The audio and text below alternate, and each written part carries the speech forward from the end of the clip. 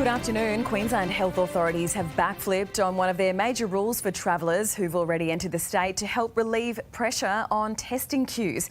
Josh Bavis has the details. Queensland has recorded another record number of daily COVID cases, 1,158 in the last 24 hours. So far, 6 people are in hospital, but none are in intensive care. In a major policy shift, anyone coming into Queensland from interstate will no longer be required to be tested on day 5.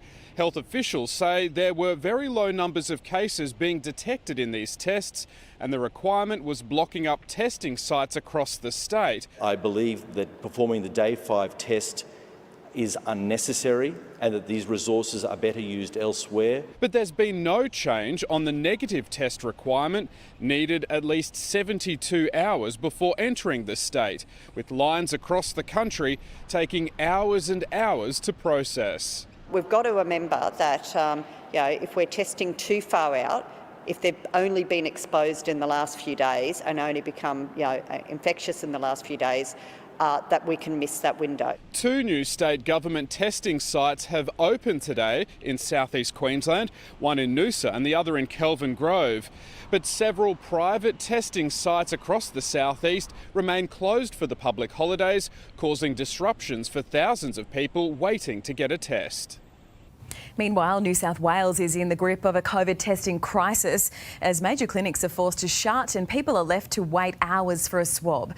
The site's so overwhelmed, one woman had to camp outside a testing centre at Lamia in Sydney's southwest overnight, and the problem is stretching across the state, with drivers being turned away at regional clinics too.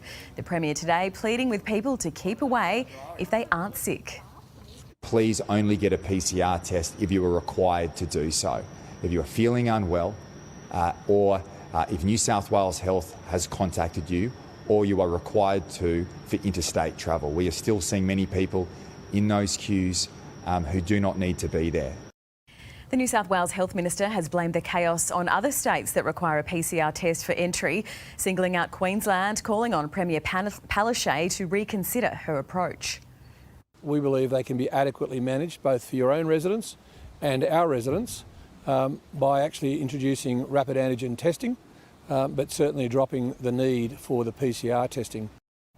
New South Wales reported 6,062 new infections in 24 hours and 1 more death. 557 COVID patients are in hospital and 60 are being treated in intensive care. An Adelaide teen accused of going to a nightclub while knowingly COVID positive has been charged. Ralph McIntosh, who's from one of South Australia's wealthiest families, was released from custody this morning. The 19-year-old was initially denied bail, but that decision was overturned. He will face court tomorrow. With Omicron cases surging to record levels across the world, caseloads in some parts of the United States are soaring to higher levels than the 2020 winter peak. US correspondent Alison Petrowski has more. New vaccine requirements kicked in New York today, the first state to mandate private sector workers. Children over 12 now required to show proof of vaccination to dine indoors and attend after-school activities, as the state's hospitalisation rate tops 5,500 for the first time since February, a near 190% increase since November 1. We're seeing very long testing queues not only in New York City but right across America. That, coupled with a shortage of home testing kits, really causing a headache for President Biden. We have to do more. We have to do better, and we will. The Centres for Disease Control today shortening the isolation time for asymptomatic patients from 10 days down to 5, as many industries battle with labour shortages thanks to the virus. 800 US flights cancelled today, with staff in quarantine, 2,300 cancelled over the holiday weekend. And with only 62% of the population here fully vaccinated, a mandate for domestic flights not off the table. When you make vaccination a requirement, that's another incentive to get more people vaccinated. America now averaging more than 200,000 cases a day. That's a 51% jump in the last week, with experts predicting we could see as many as 500,000 cases a day within the next week. The UK Health Secretary has announced there won't be any further COVID restrictions in England before the new year. It comes despite Northern Ireland, Wales and Scotland bringing in new rules, including caps on gatherings. Of course, people should remain cautious as we approach New Year celebrations, and take a lateral flow test if that makes sense. Celebrate outside if you can. Have some ventilation indoors if you can. England recorded more than 113,000 cases on Christmas Day, with the Omicron variant making up 90% of the country's total cases. Israel has started administering a fourth COVID jab to medical workers. 150 people who had their third jab at least 4 months ago are taking part in the trial. It will determine how effective a second round of booster shots is against the Omicron variant. Results are expected in 2 weeks. Well, the Australian men's Test cricket team has retained the Ashes. And former Australia Test captain Ian Chappell joins me now. Good afternoon to you, Ian. Was staggering performance from Australia. What made it all happen, do you think? Well, Australia did exactly what they wanted to do and what they expected from Test match cricket. They bowled straight, they bowled at the stumps, they bowled a good length, and they held on to most of their catches. They probably also had the confidence of knowing that England might capitulate, and capitulate they did. Yeah, they certainly did. And the match certainly has to go to Scott Boland. 6 wickets from a debutant. I mean, this is the stuff you dream of as a kid in the backyard, isn't it? Well, it's amazing. I was actually on BBC at the time when it started to happen, and we were talking about Lancashire League cricket when I played there many, many years ago. And suddenly he's got the figure, and they would have collected a bit of dough for him. Yeah, it was pretty to watch. Now, how does today's performance stack up with previous series? I mean, 3 from 3, fairly convincing.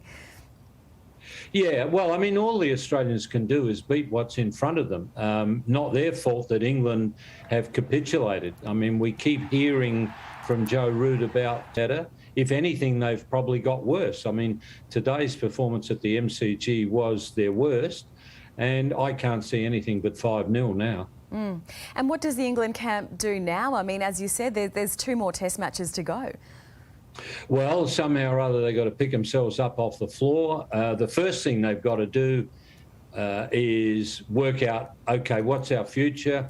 Where are we going with the team? Pick the team that they think is going to win into the future. But they haven't done that. They haven't picked their best side. Just to pick out a couple, Josh Buttler is not the best wicketkeeper.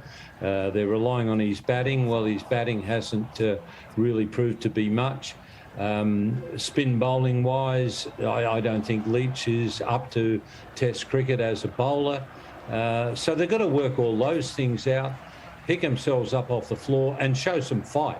That would be the thing that everybody would want to see. England come out, and at least if they're going to go down with their head held high. Is it that the Australian team is so much better than previous Australian teams in that we've got 3-0 so far, or is it that the Englishmen just aren't up to it?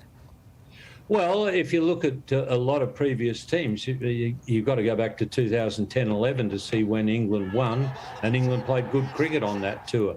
But other tours have been just as disastrous. So it's not worth saying this is the best Australian team since so-and-so. It's a good cricket team. It's well led by Pat Cummins, and it's doing exactly what it's got to do. But they're doing it with the knowledge that England will probably fall over for us, and they won't say it publicly, but privately they'd be thinking, thank heavens for that, they've fallen over. Let's hope they fall over again. Yeah, well, true cricket fans probably might like to see it a bit tighter. But Ian Chappell, thank you so much for your time this afternoon. Pleasure.